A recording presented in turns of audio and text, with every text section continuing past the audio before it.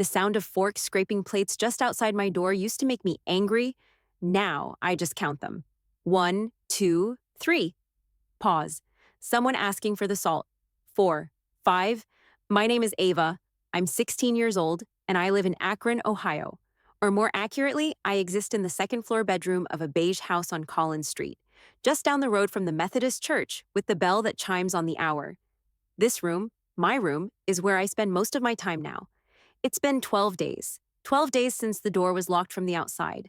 Since the warm smell of garlic bread was something I had to imagine instead of taste. Since my mom looked me in the eye. I don't remember what I said that pushed them over the edge. I think it was something dumb, just a muttered comment about how I hated that we still prayed before every meal. But whatever it was, it earned me a new level of punishment. They didn't start this way. It used to be normal stuff. No dessert if I didn't do the dishes. Grounded for mouthing off. But things shifted slowly, like the ground getting soft before it caves in. First it was fewer snacks, then it was no phone. Then it was, you're not allowed to come downstairs if you keep talking like that. Now I can hear my brother laughing. They're eating meatloaf, my dad's favorite. Probably mashed potatoes too. I can smell the gravy. My stomach tightens, a mix of pain and shame. I've learned not to ask for anything. The last time I did, 3 days ago, Mom said, if you're that hungry, you should have thought about that before you chose to act like a little brat. Then she closed the door. I heard the lock turn. I've learned to be quiet. There's a bottle of water they left near the door. 1 bottle a day. That's my ration, apparently. And sometimes a banana, not always. If I ask why they didn't give me anything, they say, maybe next time you'll be more respectful. I don't even remember what respect is supposed to look like anymore. The light from the hallway slips under the door at night. That's the only clue I have that the house still exists beyond these walls. I imagine the family sitting around the TV, my brother curled up on the couch, Mom rubbing Dad's feet, all the things I used to be part of. 12 days. I've started scratching lines into the baseboard behind my dresser. I don't know what I'm counting toward. Maybe just proof that I existed, that I didn't imagine this. I used to cry. I don't anymore. Now I just stare at the wall and try to imagine what it would feel like to have a plate of food again. Even cereal, cold milk, something with flavor. I think they think this is teaching me a lesson, but it's not. It's just making me disappear. The fluorescent lights in homeroom buzzed like bees trapped in jars. I sat slouched at my desk, trying to keep my head upright, blinking hard to stay awake. My stomach made a low groaning sound, and I prayed no one heard it. I hadn't eaten since Sunday afternoon. That was 3 days ago. Mrs. Darnell was handing back graded homework, walking down the rows with her usual soft-soled shoes and a highlighter tucked behind her ear. I didn't have anything to turn in, not because I forgot, I just didn't have the energy. I couldn't think straight long enough to write a single paragraph. When she reached my desk, she paused. Ava, she said, quiet but firm, where's your essay? I wasn't feeling good, I mumbled, eyes on my binder. She crouched a little, trying to catch my face. That's the 3rd one you've missed in 2 weeks. I'll make it up, I said quickly, then added, sorry. She stood still for a second. Then she moved on, but I knew that look. The one adults give when they're thinking too hard about something. By 4th period, I was shaking, not from nerves, just from whatever happens when your body's running on water and adrenaline. My hands trembled as I tried to write out the vocab quiz. I got to the 4th word, fatigue, and couldn't remember how to spell it. Couldn't even remember what it meant, even though it was basically all I'd been feeling for days. By lunch, I wasn't hungry anymore, just hollow. I sat with Liz and Mia like I always did, but I barely said a word. I had a wrapped granola bar in my bag, one I'd been hiding for emergencies. I thought about eating it, just opening it right there. But I couldn't risk someone noticing, not even Liz. When the bell rang for 6th period, I barely made it to class. After dismissal, as I was packing up to leave, Mrs. Darnell touched my arm. Can you stop by the counselor's office before you head out? I nodded, stomach twisting. The counselor, Mrs. Rayner, was younger than most teachers and always wore patterned scarves and big earrings. She smiled when I walked in, like I hadn't just been summoned there. Hey, Ava, want to have a seat? I did, mostly because I didn't think I could stay standing. I just wanted to check in, she said gently. Your teachers have noticed you seem a little off lately, tired, quiet, and, some concerns about your weight. My face burned. I'm fine, I said automatically. Have you been eating regularly?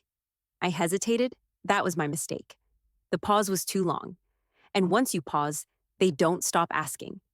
By the time I left her office, she had already called home. That night, my mother was waiting in the kitchen, arms crossed. Her tone was syrupy sweet at first, right until she made sure no one was listening. "We feed you just fine," she said, every word like ice. "Don't you ever humiliate this family again?" She locked the kitchen after that. Even the fruit bowl was gone. After the meeting with the school counselor, things at home got worse. My mom didn't yell that night. She didn't say much at all, just slammed the pantry shut and pulled the lock through the loop Dad had screwed into the cabinet frame. She even put a padlock on the fridge, like I was a raccoon who couldn't be trusted around food. "Actions have consequences," she said, like it was some kind of wisdom, like that explained everything. They took the fruit bowl off the table, moved the bread box, even the cereal was stashed somewhere I couldn't reach. Every morning now, I came downstairs and sat at the table while my brother, Caleb, ate toast with jam and my dad scrolled through the news on his phone. I drank tap water and stared at the wall. No one said a word. At school, I tried to stay quiet, keep my head down. The more I talked, the more I risked slipping up again. And I couldn't afford another wellness check from Mrs. Rayner. That kind of attention came with consequences, too. I started eating in secret. A girl in my Spanish class dropped a granola bar once when she was cleaning out her locker, and I waited until the hallway was empty to scoop it up. I kept it in my sock drawer for 2 days before I let myself eat half of it. I saved the rest for later. That's how it was now. Rationing like I was living in a bunker instead of a 2-story house in the suburbs. My body was changing, slowly, then all at once. My jeans sagged at the waist. My shirts hung weird off my shoulders. I started wearing hoodies every day, even when it was warm out. I didn't want anyone to see. The worst part wasn't even the hunger. It was the way I couldn't focus anymore. I'd try to read a textbook, and the words would slide around like oil on water. My head ached constantly. My legs felt like concrete when I walked up the stairs. One night, I came home and heard my mom talking on the phone in the dining room. Her voice was soft, fake sweet. "She's going through a phase," she said, trying to get attention. "You know how teenagers are." There was a pause. "No, we feed her perfectly well. I don't know where she gets this stuff. She's just dramatic." I stood in the hallway, my backpack still slung over one shoulder, heart pounding. She didn't know I was there. Or maybe she didn't care. Dramatic. That word settled somewhere deep in my chest like a stone. I crept upstairs without a sound. Back to my room. Back to silence. I didn't cry. I just opened the drawer, broke off a piece of the granola bar, and chewed slowly. I was learning how to disappear quietly. It happened on a Wednesday, in the middle of third period biology. The room was warm and the fluorescent lights were humming again, same as every day. Mr. Kowalski was explaining something about cell membranes, drawing a diagram with blue marker across the whiteboard. I tried to follow it, but the words kept slipping off the edges of my mind like they were written in sand. My hand shook as I wrote. I couldn't hold the pencil steady. Beside me, Sophia nudged my elbow. "You okay?" I opened my mouth to say yes, but the word never made it out. My vision narrowed. Everything got too bright, then too dark. The marker squeaked against the board, but it sounded like it was underwater. I blinked hard. I tried to lift my head. Then everything dropped out from under me. When I came to, the ceiling tiles were spinning above me. Someone was calling my name. I felt pressure on my wrist, someone checking my pulse, and the faint smell of hand sanitizer and floor wax. "Ava? Ava, can you hear me?" It was Mr. Kowalski. He sounded weirdly calm, like he'd done this before. I think I'm okay," I whispered. But I wasn't. I couldn't move right. My arms felt like rubber. They called the nurse. Mrs. Chin had soft hands and warm eyes, but I still felt cold all over. She led me into her office, sat me on the paper-covered cot, and gave me a little paper cup of water.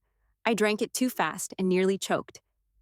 "You look pale," she said gently, crouching next to me. "How long have you been feeling like this?" I shrugged. "Just today, I guess." She tilted her head. "Your teachers say you've looked tired for a while now. Have you been eating?" I hesitated. That pause again. That tiny moment where the truth pressed against my ribs, begging to be let out. "Sometimes," I finally said. Mrs. Chin didn't say anything right away. She just reached for her clipboard, made a note, then looked back at me. "Can you tell me more about what you eat? Breakfast, lunch, dinner?" My throat tightened. I looked down at my hands, at the chewed fingernails and the tiny red marks on my knuckles. I wanted to lie. I really did. But I couldn't. There's not always food, I said quietly. At home. Her face changed just slightly. Not pity, something deeper. Concern. Real concern. She called the front office and said I needed to stay with her for the rest of the day. Then she picked up the phone and called someone else. I knew, even before she hung up, that she was reporting it. That afternoon, my mom showed up at school looking furious. Her lipstick was too bright, her smile was too wide. Of course we feed her, she told Mrs. Chin, loud enough for the whole office to hear. She's just acting out. Teenagers, right? But her eyes, when we got in the car, were cold. That night, she didn't speak to me. She just took the granola bar I had hidden in my drawer and threw it in the trash. Then she relocked the kitchen door. The hospital room was quiet except for the soft beeping of a monitor and the steady drip of the IV beside me. I didn't know what they were giving me. Something to hydrate me, maybe vitamins. But the coolness in my veins felt like relief, like the first time someone touched me without anger. It was strange being in a place with white sheets and warm air and no locks on the doors. A nurse came in and gave me a small paper cup with applesauce and a spoon. No pressure, she said gently. Just a few bites. Start slow. I stared at it for a long time. My stomach twisted, not out of hunger. This was something different. Guilt, fear. I took one bite, then another. I couldn't stop shaking. Later that afternoon, a man in blue scrubs knocked and stepped inside. He looked kind but tired, with a clipboard in one hand and glasses perched low on his nose. "Hey, Ava," he said. "I'm Dr. Kumar. I just want to ask you a few things, all right? Nothing scary." I nodded, eyes fixed on the blanket over my lap. He sat across from me, not too close, not too far. "You're severely underweight," he said softly. "And your blood work shows signs of malnutrition. Do you know what that means?" I nodded again. "Okay." He took a slow breath. "I need to ask you something important, and I want you to be honest. Are you restricting your food on purpose? Like, is this something you're doing to yourself?" I opened my mouth, but the words tangled at the back of my throat. He waited. "Or," he continued gently, "is someone else keeping food from you?" The room felt smaller all of a sudden. My eyes started to sting. I looked away, toward the tiny window across the room where the sky was turning pink. "My parents," I said quietly, "they don't let me eat sometimes." Dr. Kumar didn't react. He didn't lean forward or gasp or interrupt. He just let it sit there in the air like he knew how heavy it was. "How long has that been going on?" he asked. "A while?" I whispered. They said it was because I was being disrespectful. But it kept getting worse. They locked up the kitchen. They said I had to earn it back. He nodded slowly, writing something down. "And have you told anyone before today?" "I tried," I said. "Sort of, at school. But my mom always says I lie for attention." I didn't realize I was crying until I tasted salt on my lips. Dr. Kumar didn't tell me not to cry. He didn't say it was going to be okay. He just handed me a tissue and said, "Thank you for telling me." That night, a woman from social services came. Her name was Miss Tilden, and she had a calm voice and a notebook full of questions. I told her what I could. Not everything, but enough. The next morning, I overheard a nurse saying my parents were on their way. My hands started shaking again. Dr. Kumar came in and sat beside me. "We've contacted the authorities," he said. "You don't have to deal with this alone anymore."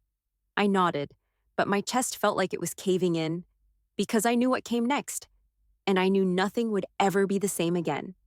They showed up just after 10. I heard them before I saw them. Two voices in the hallway, clipped and professional. The officer stepped into my hospital room first, a woman in uniform with a notepad and calm eyes. Behind her came a man in a dark jacket with a badge clipped to his belt. "Are you Ava?" the woman asked. I nodded, already knowing what this was. "I'm Officer Lang. This is Detective Rice. We're here in response to a report made by the hospital staff and Child Protective Services. You're safe, okay? That's the most important thing, but we do need to speak with your parents." I swallowed. "They're in the waiting room." Lang gave a small nod, then turned and left. I stared at the wall. I didn't ask to watch, but I heard it. The voices echoing from the hallway started low and polite, until my mother realized why they were there. "You can't be serious," she snapped. "We came here to check on our daughter." And you're treating us like criminals? We just want to ask you both a few questions. No, no, this is ridiculous. She's manipulating all of you. She's dramatic. She always has been. My father's voice didn't come until a few seconds later. This has gone too far, he said. This is just some phase she's acting out. Then, quieter, almost a whisper. We were just trying to discipline her. The hallway went silent. A few minutes later, the sound of cuffs clicking shut echoed louder than anything else. They walked past my door on their way out. My mom's voice was high and frantic, her eyes wild with panic. "You're making a mistake," she shouted. "We didn't hurt her. This is what parents do when a child won't listen." She looked at me through the open doorway. "You think this is going to make your life better, Ava?" she hissed. "You think strangers care about you more than your own mother?" I didn't answer. I couldn't. My dad walked behind her silent.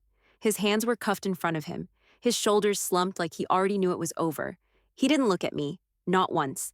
A social worker appeared in the doorway next, a young man named Paul who had introduced himself earlier that morning. "They're in custody," he said gently, stepping inside. "You're not going home with them." I didn't know how to feel. Relief sat beside guilt, both of them heavy and tangled. They'll be processed, and a judge will make decisions from here. You'll be staying in the hospital for now until we finalize placement. I nodded slowly. Paul crouched a little, voice low. "You did the right thing, Ava. This wasn't your fault, none of it." But that didn't stop the tears from coming. Because no matter how cruel they were, no matter how many nights I went to bed hungry, they were still my parents. And watching them disappear down that hallway broke something I didn't even know I was still holding on to. The first night at Aunt Karen's house felt like waking up from a nightmare and still not knowing where I was. It was quiet, not the kind of silence that buzzed with tension, but soft, the kind that came with thick blankets and a cat asleep at the end of the bed. The kind that didn't make me brace for footsteps or doors slamming. Karen let me pick which room I wanted.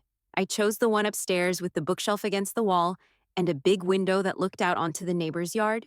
Lily's room was next to mine. That first morning, I wandered into the kitchen and froze. The pantry was wide open. So was the fridge. A carton of orange juice sat half poured on the counter, and Lily was digging through a box of cereal, barefoot and smiling. Karen looked up from the stove. "There's eggs if you want some," she said. "Or toast, or whatever. No rules here." I stood there too long, unsure what I was allowed to do. My stomach had already twisted into a knot just from the smell of butter. Lily looked over. "You can have anything, seriously." I nodded and opened the cabinet just to see if it would slam shut. It didn't. That afternoon, we made peanut butter and jelly sandwiches together. I didn't know what was weirder, being offered food or not being judged while I ate it. Lily didn't say anything about the way I hesitated with every bite. She just chewed and told me about her favorite show and complained about school like nothing had changed, but everything had. A week later, Karen drove me to a therapist's office in downtown Akron. Her name was Dr. Genevieve Alston, and she wore chunky cardigans and had a warm laugh that made me want to trust her even when I didn't understand why. For the first couple sessions, I just talked about school, about my cat before we had to give her away, about how quiet everything had gotten in the months leading up to it. Eventually, we started talking about food. "How did meals work at home?" she asked one day. I shrugged. "They didn't." She didn't push. She just nodded, like that answer made perfect sense. She taught me how trauma can live in your body, how sometimes your brain doesn't know you're safe just because the door's unlocked now. Sometimes I still flinch when I open the fridge. Sometimes I feel guilty after eating something I didn't earn, but it's getting easier. Karen buys groceries like she's feeding an army. She doesn't say anything when I take extra crackers and hide them under my bed. She just quietly replaces the box the next day. And Lily, she's just my little sister again. We bake brownies on Saturday nights and fight over who has to do the dishes.